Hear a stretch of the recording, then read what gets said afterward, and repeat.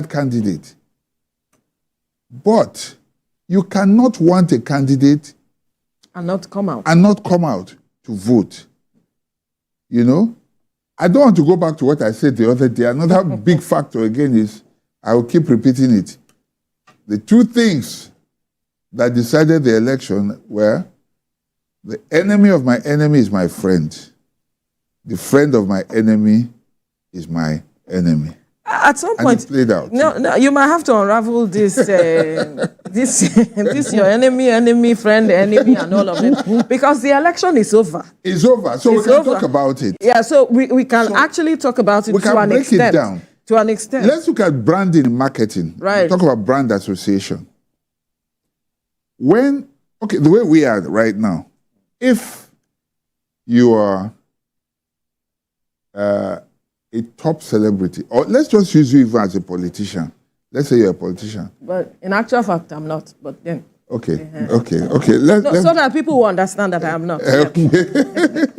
Okay. So let's say you're an actor. No, it's okay. Let's say you're an actor. Yeah. Let's say you're an actor. And we probably don't know you in this part of the world. Okay. But we see you with Steven Spielberg in the same frame. In a picture, in a shot. Right. Or maybe name another very popular actor. When you come back here and you say you're an actor, in fact, the mere fact that you are associated with that person will rub off on you so positively. Yes. Because you get what I'm saying?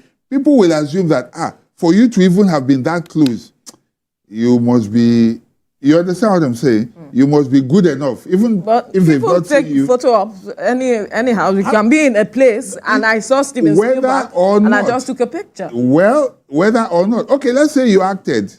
You did a waka pass in a Hollywood movie. It's waka pass we're talking about too. The fact that you are associated with it will put some positive vibes around you.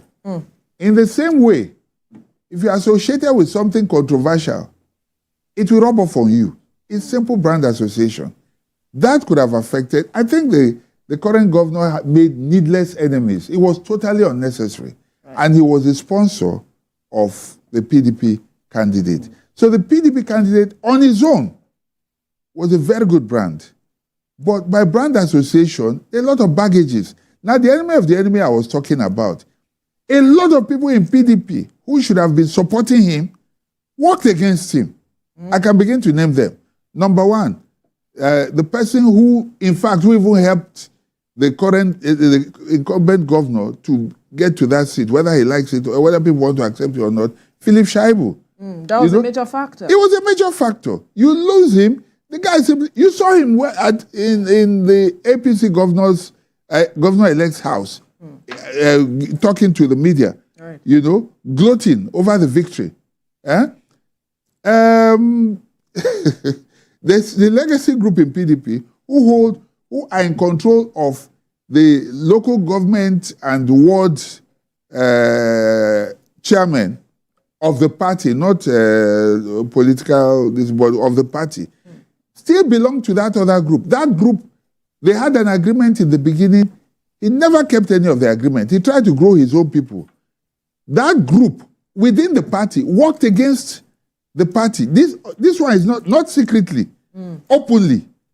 How many enemies can you? So that's why I said the enemy of your enemy is your friend. So the enemy of their enemy, those PDP people, automatically became their friend. And that is what caused this election. Right. You understand? Right. So it wasn't that I wasn't a good candidate, but the other candidate didn't even have to debate. Within the party. Yes. The APC candidate didn't even have to debate, even if he sat in his house and didn't do any campaign. There is no way he would not have won this election because everybody who could have worked for Aswe, apart from those outside the party and political appointees, they didn't. The place where he had his biggest support, Metropolitan, Benin, and the rest, how many people came out, percentage-wise? And yet that's where Edo South has the biggest population. Right. You understand? Right. But you sit at home, they're busy watching TV and talking about. That was what cost him the election. All right, let's get to Olufemi Aina's perspective of this whole process. I wonder if you share the same view with him that the governor, practically in a nutshell, orchestrated the defeat that his candidate. I would say orchestrated, but I mean. Well, I'm just saying in summary. Yes. That's what it is. Yes. That is what played out at the end of the day. Well, first of all, without playing opposition politics, let me congratulate the winner of the election and rejoice with the people of Edo State for exercising exercising their franchise. And I must also commend them for the relative peace behind this election, despite the tension. You know, this is an election that was keenly contested. Yes. And the result even show what is the difference between the winner and the other candidate, the PDP candidate. It's only 44,000. Yes. And for the PDP to manage to score up to 200 and something, it shows that, well, we can't totally blame the governor, Obaseki. But having said that, I do agree with my brother in certain respect, and I disagree with him in other respects. Oh, I'd like to hear that. You see, voters' apathy is something you cannot rule out. Right. And in every election in Nigeria, it has always been, because you will see people, you will see the crowd. How many of them even have a voter's card in the first instance? Over and 2 million persons collected. No. I appreciate we are talking about Edo State. I'm talking in general. And then on the election day, some will not even come out, either because they are afraid that there is going to be violence and what have you. So that is something politicians need to work upon and make sure they encourage people to come out and vote. And there's something going on in Edo State which seems not to be alive to. And it's very important that, you see, when you have power, you need to be very humble. And in Edo State, you will recall, if you give yourself the benefit of hindsight, when Governor Obaseki was denied that ticket, was it 2020? Yes.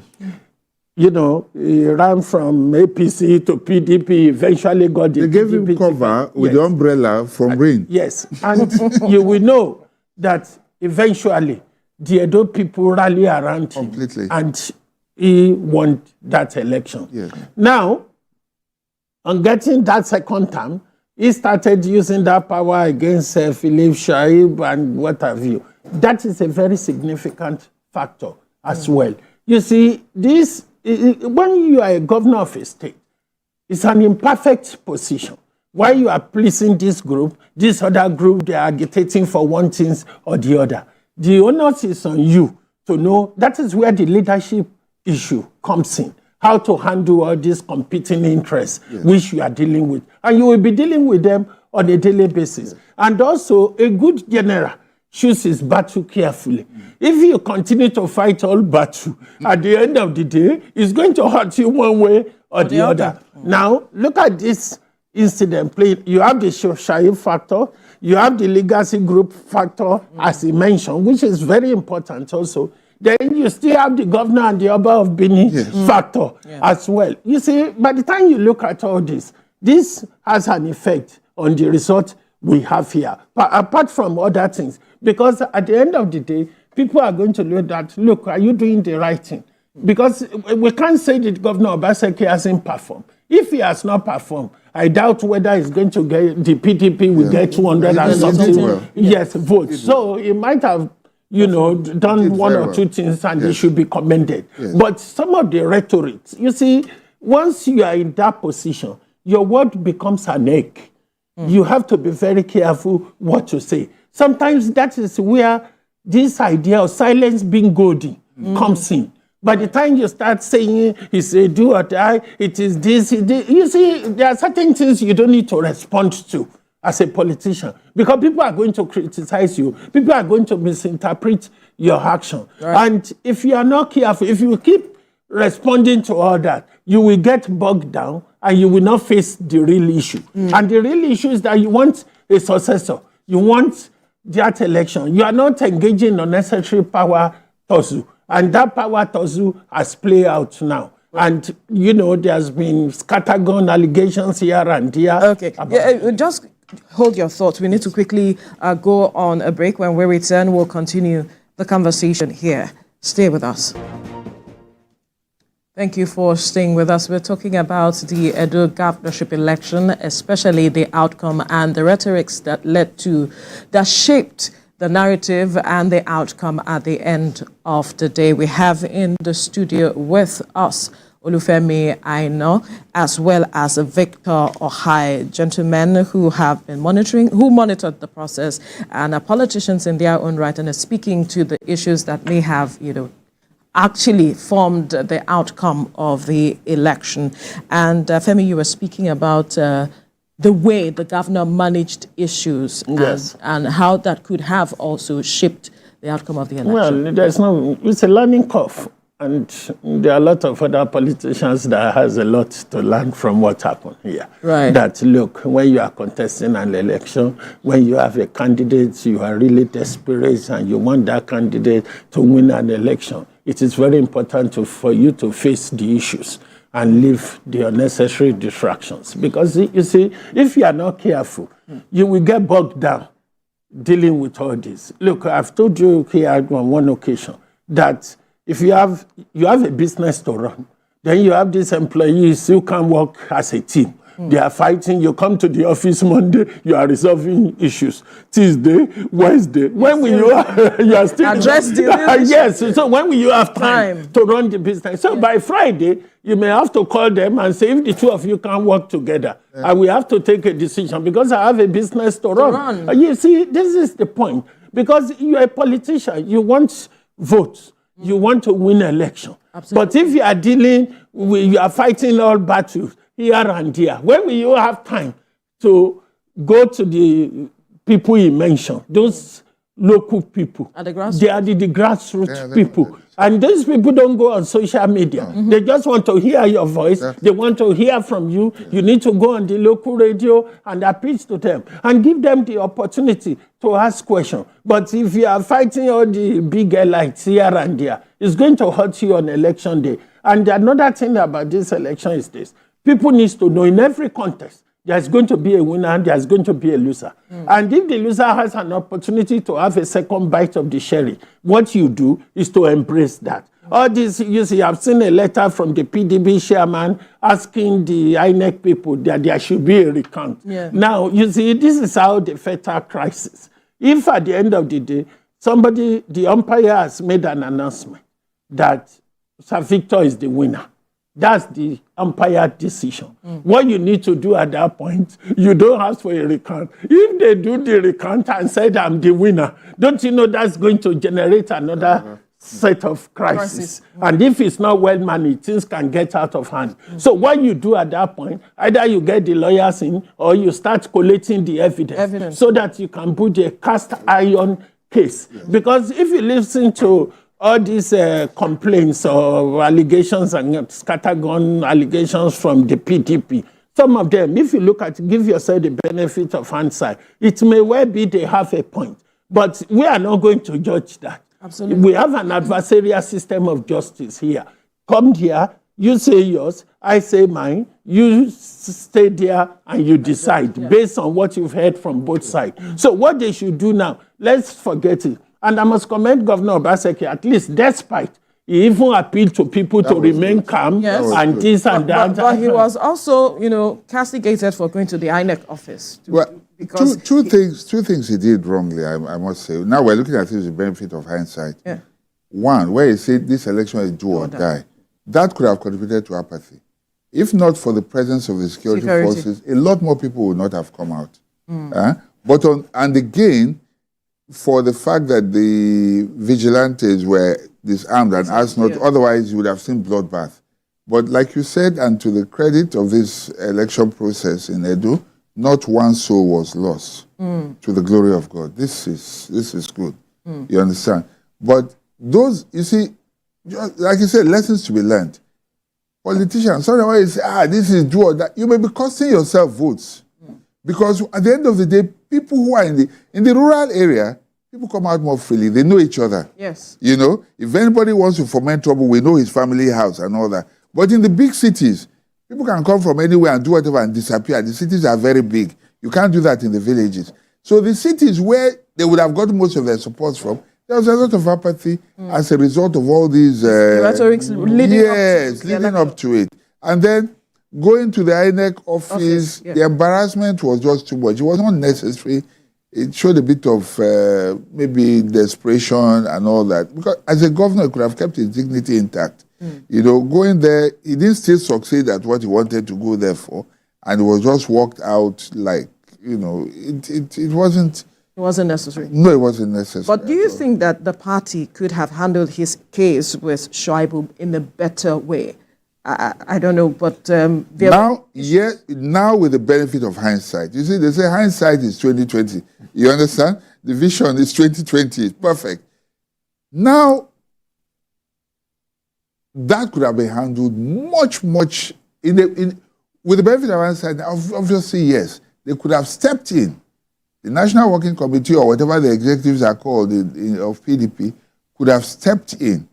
I know the governor is a very stubborn person, you know, very obstinate in his ways. You know, if he makes up his mind about something, that's it.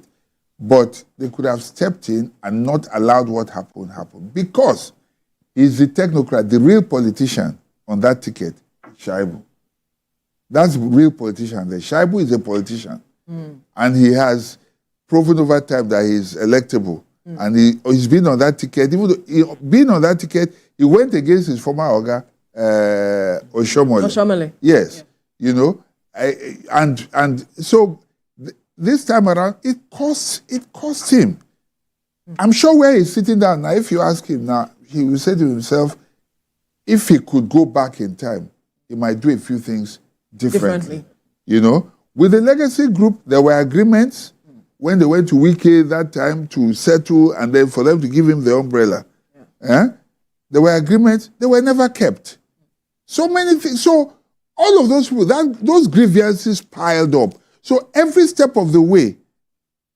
But while I'm saying all this, I have to commend him. He did quite a lot, to be honest. As a governor, he did a lot. And for the entertainment industry, he turned Edo State into a major hub, particularly for filmmakers. I want to give him credit. And so many, you know, because of where he was coming from, he was able to get a lot of development partners and all that. But you see, that is only on the one hand. You need to balance it with the politics, which is why on every ticket, it's good to have a technocrat and have a politician. And let each one play his role properly. When you have that balance, you will do very well. But if it doesn't work, if there's no synergy between the two and they are at loggerheads, that ticket is doomed from the beginning. Right. Femi, leading up to the election, there was a third force, that was Labour Party, and a lot of people were saying it's possible that they could spring surprises at the end of the day. And it seemed that they were garnering the kind of support that they needed. But we also look at the issues that Labour Party had with Labour, itself, NLC, and all of those issues. Do you think that also played a role in the outcome that they got 22,763? Yes, it's not limited to that alone, because even other parties had issues. But there's a missing piece of the jigsaw here which we need to address. And one should commend the president himself, President Tinubu. His efforts play a part in this victory we are talking about here. Okay. Because you will recall that the APC primary, it was a very rancorous exercise. One, they did one led by Hope Isodima. There were allegations and counter-allegations. Then there was another one conducted by the Cross River State governor. And then it was eventually, that's how they managed to choose this gentleman. And along the line, there was a meeting at the State House where the president has to intervene and appeal to them that, look, matters should be resolved. Then they went back home. There was a meeting in Oshimanle's house where a decision was taken. This is the way we are going to go. And some of you will recall that comment that the president is not even interested in zoning. The president is interested in fair play. And that play out. And you will also recall that the PDP had another rancorous exercise too about their own primaries. Yeah. And the matter went to court here and there. Back and And forth. eventually, they have a candidate. And the Labour Party, which we are talking about, there was this Abure, there was a Lamidia Kwampa issue, and the matter even went to court until the Court of Appeal said Akpata should be the candidate. But you see, the result is very disappointing for Labour Party. And they will need to think deeply how this happened. Because, if you recall what happened during the last election, the movement was very, very vibrant in that Absolutely. state. And how come they didn't key into that so as to come out or get a result? Is it because their candidate didn't do enough, or because of the internal crisis within the party? That is something, you see, when you conduct an election, I've said this in other fora, when you finish an election, there should be a postmortem. Right. And that postmortem is very important. That is when you now look, what went wrong? How come this didn't happen? Do we need to improve? Do we need to refine our procedure or what? Or are we not communicating enough? Or who are the elements behind all this? Because don't forget, you can try your best possible. There are some people in this country, they know how to rig election very well. And rigging election, I've told you before, the rigging election is not on election day. No. The moment you start saying, go and get voters card, they know they can go to INEC office and say, come to this place and register the voters there. You understand? By the time you get to INEC office, they say, they are fully booked. You see, they are people. That's their specialty. And every election, they know what to do. Really? And people I've been on the field, you haven't. Yeah. So you should give me that credit. Of course. You should give me that credit. So, you see, you know what goes on. You understand me? Even in my own state, too, where I'm the chairman, you see, there will be a lot of insinuation. They even misinterpret your good effort. But one thing, and Mr. Victor actually mentioned it, communication is very important. If you don't communicate with the electorate, communicate within the leaders of your party, carry people along, let them know what you are doing. Because this Labour Party result is very alarming. Yeah. Is it the candidate? Because I watched their campaign, was there saying this, he spoke broken English, this. But if you look at the turnout at that final rally, it wasn't all that impressive. But although we can't use that to judge, because sometimes if they know you are going to a higher crowd, they will all turn up because they know there is something in it for them. So that is something they need to. There should be a postmortem. And the problem we have in Nigeria is that once we have these issues, everybody just go home, we are successful, we've lost the election. No, there should be an independent person who can write a report and tell you, look, this is what happened this election. Because sometimes you can have delegates who are going to turn up. And somebody is going to come out and say, I'm the chairman in what, so. You give him money, arrange transfer, and these people will just take the money and they disappear. That will cause all sorts of issues. Yes. So these are issues they need to look at. But the point is this. What Governor Obaseki should do now, moving on, is that it's not over, because I know there will be litigation. That's the next issue. The transition committee should be set up, and they should start preparing the handover notes. The result has been announced. Maybe things can turn otherwise, but, let's wait. Because they are not accepting the result, because from their own perspective, their candidate won. Yeah, but nothing can happen in the next 1 year, obviously. They would have to go to court. That's the only option right now. And it won't end at the tribunal. It will go, there will be appeal until it is sorted out. And that's you think you get to the apex? Obviously, I'm sure they'll fight till the very end. Exhaust all opportunities. They will do that. So, but November is a date. He has to leave. And this is the time to make amends. If I were in his position, this is the time not to fight anybody, but to just reach out, while still doing that. And there's an advice I will give here. Some people might call me now and abuse me. But honestly, I will give it with a pure heart. I would say to Aswe, while you are fighting for the governorship, there's a vacancy now for the Senate position. While he is still popular, because it's an off-season election, let him go now and get that Senate seat ticket for PDP. He will win. If he eventually wins the governorship case, he can go to Osadebe House. But if he doesn't, he's in a position to contest again because it's an off-season election while still a senator. I don't know if you get what I'm saying. Yeah. What I'm giving is the best advice right now. But there will be those who will hear me now, who will abuse me and say, what nonsense are you talking about? This is common sense. It is the best advice. Quite frankly, that's what he should do. Leave pride. Go there, grab the Senate seat now. Hold it while you're still fighting for the other one. I'm not sure if Okpebholo will stand on his way.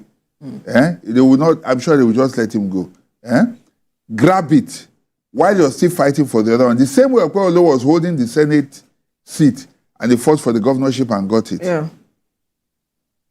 August, if you are hearing me right now, just drop pride. Forget what anybody will say, including those that will abuse me for saying what I'm saying now. Go, get the ticket, PDP ticket for Senate, contest for it, you will get it. You can still go and appeal. You're so confident. You're so confident he will get it. Sorry, let me. No, I think he will. Sorry to disturb your flow of thought. Sorry to disturb your flow of thought. Yes. There is something I just like to mention. Right, quickly. Really, number one is this. That's his line of thought. Yeah. How we advise him. You see, a good actor leave the stage when the ovation is loudest. And it is very important. If you have anything to offer the people of Edo State, and you've been a governor for 8 years, that's a sufficient time for you to perform. And he has done well. But there's something I'd like to mention. You see, once you have that experience, you've been a governor, you've been in power, you've been a chief of staff or whatever in the previous administration, at a point, you have to decide how you're going to be building future leaders. And that's what we don't do here. If you go to America and other countries, you will see they will serve in Clinton administration. Thereafter, some of them go back to the university and become a lecturer, lecturing people and developing them for the future. Must they be in power in perpetuity? That if you finish as a governor, go as a senator. No. It's That's what I'm talking about. Yes, but, There's no vacancy in Edo South for now. So what I'm saying is that for now, since this election, Governor Obaseki put the decision whether to go to court is not for Governor Obaseki. It's not for him. It's for the PDP. It's for the party. PDP. It's for the party who will take that decision. Yes. What he should do, if he has any evidence, or witnesses, he should give it to the party so that they will take decision along that line. Now, what the people in that state want for now, smooth transition of power. That is very important. Very important. And they should know one thing, that the duty of accountability has no end. When you leave that office in November, 2 years down the line, evidence can come to light and somebody is going to ask you questions. You should be ready to give account. To give account. Now, let's talk about the task ahead of the governor-elect. Yes, we know that there might be litigation and all of that. But what do you think he should kick off the ground running with exactly for the people? Because there's a lot those people say they want. Okay, so first of all, the roads in Edo are bad. Very, very bad. It's not exactly the governor's fault, but he also has some blame too. The federal roads. Now that APC is there, they should support him and make sure that the federal roads are done well. Then it presents an opportunity to open other routes, alternative routes also, so that he must not throw away the baby with the bathwater.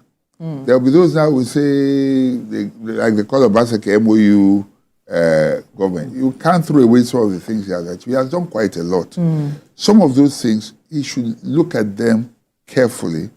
And then I heard something that pleased me yesterday. He said he's going to run an inclusive government. Right.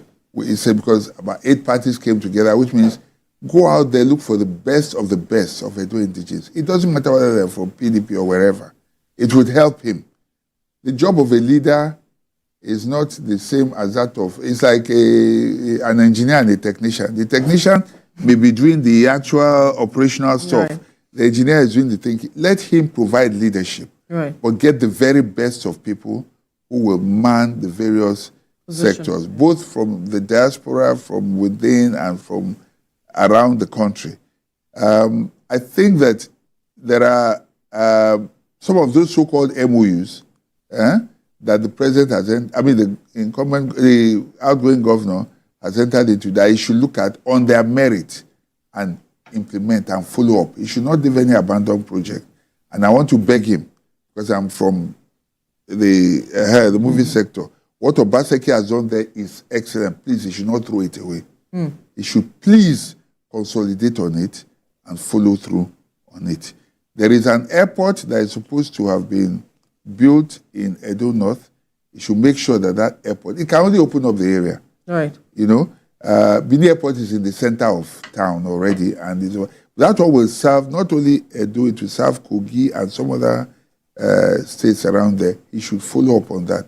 Agriculture is something that does well in Edo. He should also look at agriculture very, very well. Then the youth in Edo,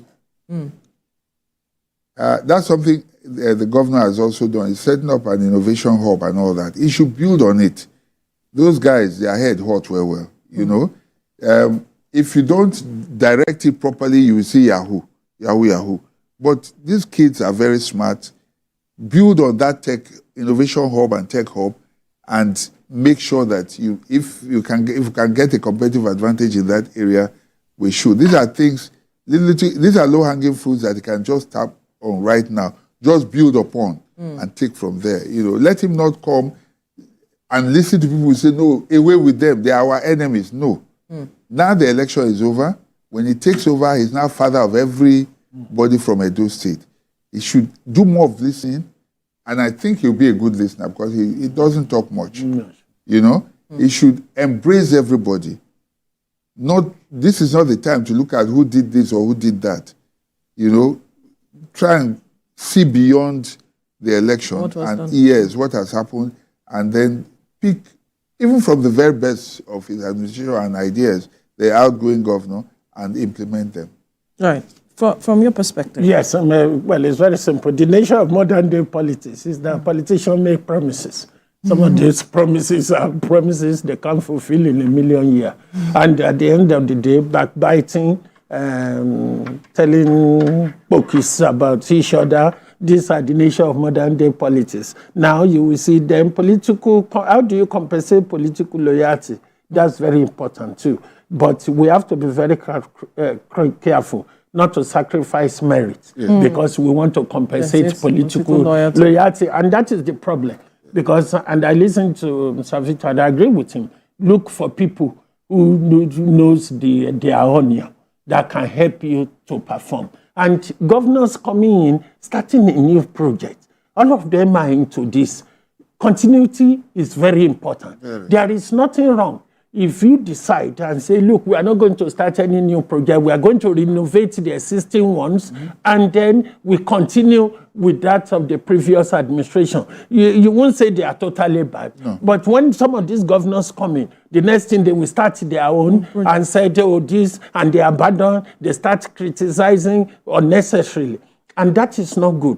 The electorate, now the people in Edo State, it needs to look at, how are you going to better their lives? That's the important. And the people who voted him to power, they are in the rural areas. Yes. The airport is very important for the economic prosperity of that state. But most of those people in the rural areas are not going to be using they will only see a plane flying over I can tell you how that will help. Yes. Well, it will bring development to the area, obviously. Yes. And you can set up industries there, because people know they can just fly in there and then just go to work. So I think it will have a multiplier effect. You know, the cost of land in those areas will rise up. Now better houses will come up around there. And I think, you see, I can't mention company names here, but some two major cement companies are there. In fact, they're the ones that are going to be partners for the airport project. So it therefore means that, because right now, this is security matter, makes a lot of people not travel. So if you know that you can just fly straight into an area,